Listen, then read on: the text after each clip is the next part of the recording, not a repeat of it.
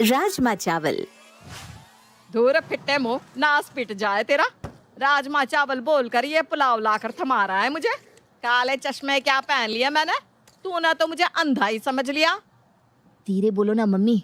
अरे मुझे मत सिखा। राजमा चावल खिलाएगा बोलकर मुझे यहाँ लाया था ना तू। अरे कैसा रेस्टोरेंट है ये? मुझे राजमा चावल भी नहीं ला कर दे रहे ये लोग। मुझे नहीं खाना यहाँ। परविंदर जोर जोर से चिल्लाने लगती है और उसकी आवाज सुनकर रेस्टोरेंट का मालिक वहां आता है।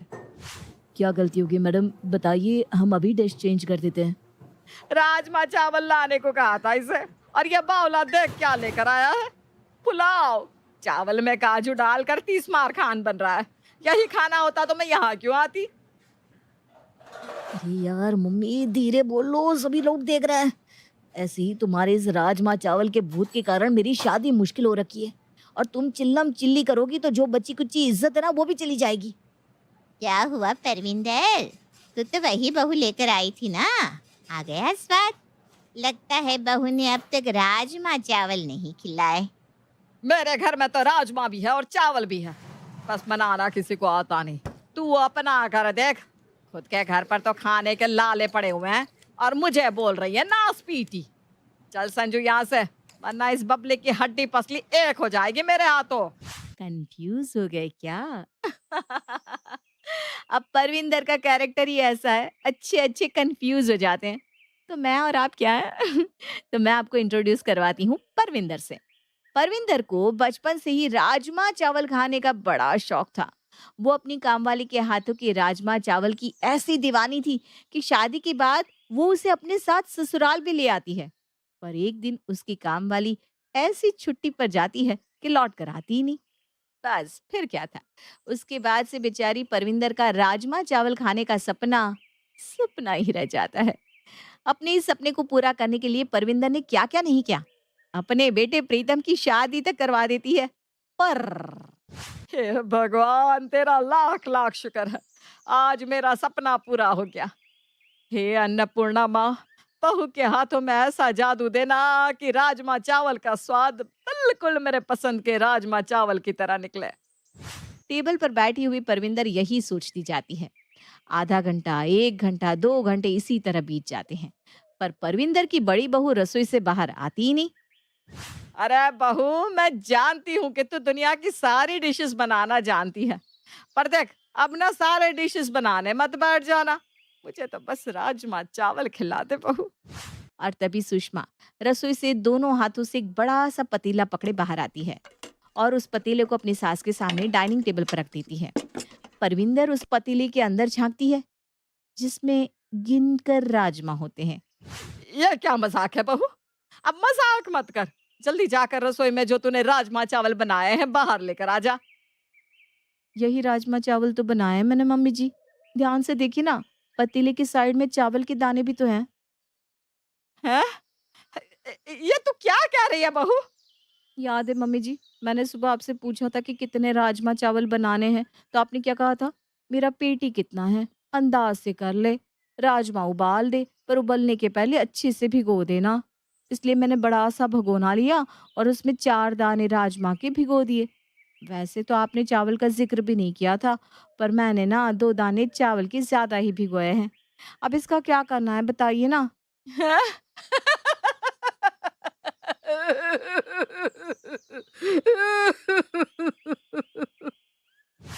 टेबल पर बैठी परविंदर पहले तो जोर जोर से हंसने लग जाती है और फिर रोने, मानो उसकी मानसिक स्थिति खराब हो गई हो। और हो भी क्यों ना, जिस राजमा चावल के लिए उसने अपने बेटे की शादी की थी वो तो सपना ही रह गया था। किसी तरह अपनी माँ को संजू रेस्टोरेंट से बाहर लेकर आता है और दोनों घर पहुंचते हैं। 3 साल हो गए तेरी शादी को बहू। तुझे जरा भी तरस नहीं आता मुझ पर कि आज तो अपनी सास को राजमा चावल खिला दूं। 2 दिन से मेरा पेट साफ नहीं हुआ, पता भी है। पर कल रात तो तुम मुझे कह रही थी कि पिछले 4 साल से तेरा पेट साफ नहीं हुआ। अरे आप तो रहने ही दीजिए संजू के पापा। वादा किया था ना आपने मेरे पापा जी से कि आपकी बेटी को हमेशा खुश रखूंगा, तो रखिए मुझे खुश। लेकर आइए ना राजमा चावल बनाने वाली। लेकर आई ना तू राजमा चावल बनाने वाली, जिसने आज तक सिर्फ 4 राजमा के दाने भिगोए। तो अब तो बनाने वाले की उम्मीद ही मत कर तू। मैं तेरे लिए राजमा बना तो नहीं सकता, पर बना बनाया राजमा चावल तुझे खिला जरूर सकता हूँ। रमेश की बेटे की शादी है आज, भूल गई क्या तू? देश के बेहतरीन से बेहतरीन शेफ आने वाले हैं उसकी शादी में। तो आज रात तो तेरा सपना पूरा हो गया समझ। परविंदर की खुशी का कोई ठिकाना नहीं था। आखिरकार 4 साल के बाद उसे राजमा चावल खाने को जो मिलने वाले थे। 9 बजे की शादी के लिए वो शाम को 4 बजे ही तैयार होकर बैठ जाती है और बार बार घड़ी देखती हुई घर के चक्कर लगाने शुरू कर देती है। घर पर इस तरह से चक्कर लगाने से घड़ी का काटा जल्दी नहीं चलने लग जाएगा मम्मी जी। अरे तू तो चुप ही रह बहू।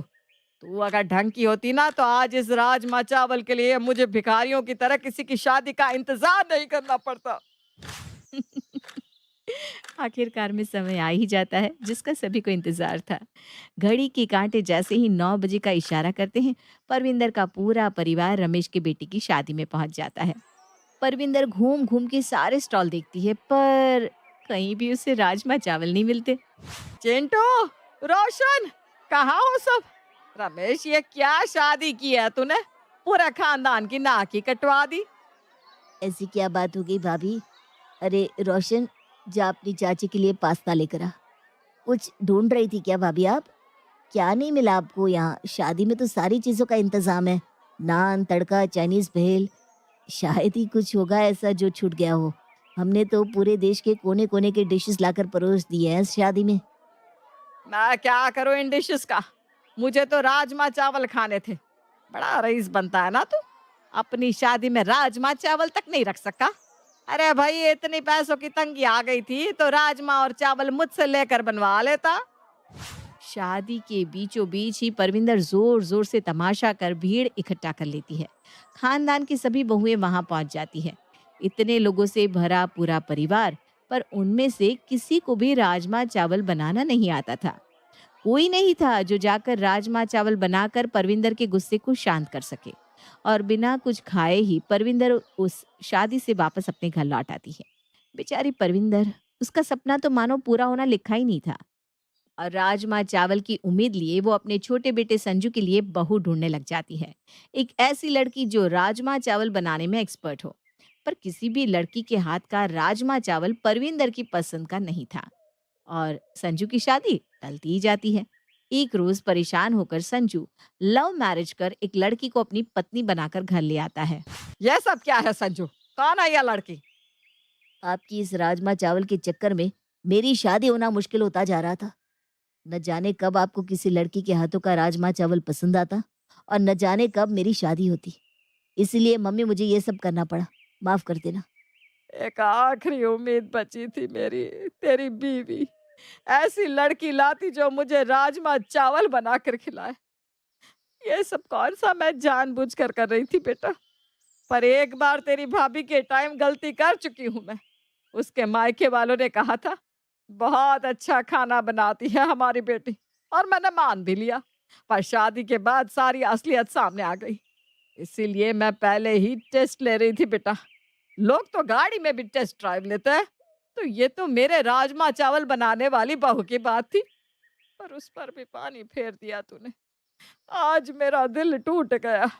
कसम खाती हूँ मैं, अब से मैं अन्न का एक निवाला नहीं खाऊंगी, चाहे अब भूखे भूखे मेरी जान ही क्यों ना चली जाए।